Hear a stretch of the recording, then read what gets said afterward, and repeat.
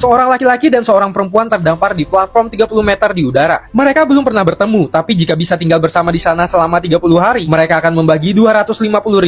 Awalnya, keduanya percaya diri, tapi pada hari pertama, mereka terkena badai brutal. Angin mencambuk tenda mereka seperti akan lepas landas. Anna, seorang kuli bangunan, sebenarnya menyukai adrenalin. Dia bahkan hanya tertawa sambil ngemil. Angel, seorang model dan selebriti, merana. Dingin sekali. Lebih parahnya lagi, hujan berlangsung 5 hari dan tenda tak bisa bertahan. Untuk menghindari tertiup angin dan peron, mereka menjejalkan diri ke satu-satunya ruang tertutup penuh yang mereka miliki, yaitu kamar mandi. Pada hari ke-6, langit akhirnya cerah. Detik matahari terbit, Angel tampak seperti telah dibangkitkan. Lalu para produser mengeluarkan umpan. Sebuah tenda mewah, tahan air dengan tempat tidur dan selimut. Jika mereka menginginkannya, mereka harus memukul sasaran dengan bola. Tapi peraturannya jahat. Jika salah satu orang meleset, mereka gagal. Dan para kru akan menyingkirkan 1/4 peron mereka. Tenda itu terlihat terlalu bagus untuk dilewatkan, sehingga mereka mengambil risiko. Anna melempar seperti sedang menancapkan paku. Satu tembakan dan itu langsung berhasil. Angus melangkah, tangan bergetar seperti daun tertiup angin. Lemparan pertama, kedua, dan ketiga gagal. Mereka hanya bisa menyaksikan ubin ditarik satu persatu. Dan ruang di bawah kaki mereka menyusut seketika. Mereka menggilingnya habis-habisan. Pada hari ke-10, para produser kembali menggoda mereka. Satu meja penuh makanan panas yang mengepul. Siksaan murni setelah berhari-hari mendapat jatah militer. Tapi di atas makanan tergantung sebuah gergaji mesin. Selama 24 jam berikutnya, benda itu akan jatuh di waktu-waktu acak. Begitu memotong tali, semua makanan itu akan jatuh dan hilang. Satu-satunya cara untuk menghentikannya adalah dengan menekan tombol tepat waktu. Artinya, seseorang harus menjaga saklar itu selama 24 jam berturut-turut. Jika gagal, dan mereka akan kehilangan sebidang lantai lagi. Mereka sepakat untuk bergiliran. Ketika giliran Angus, ia berusaha bertahan. Tetapi fokusnya mencair, tantangannya gagal. Sebongkah platform lagi disingkirkan. Angus tenggelam dalam rasa bersalah, tetapi Anna tidak berteriak. Ia bahkan menghiburnya dan mengatakan itu hanya kecelakaan. Pada hari ke-20, tantangan baru muncul.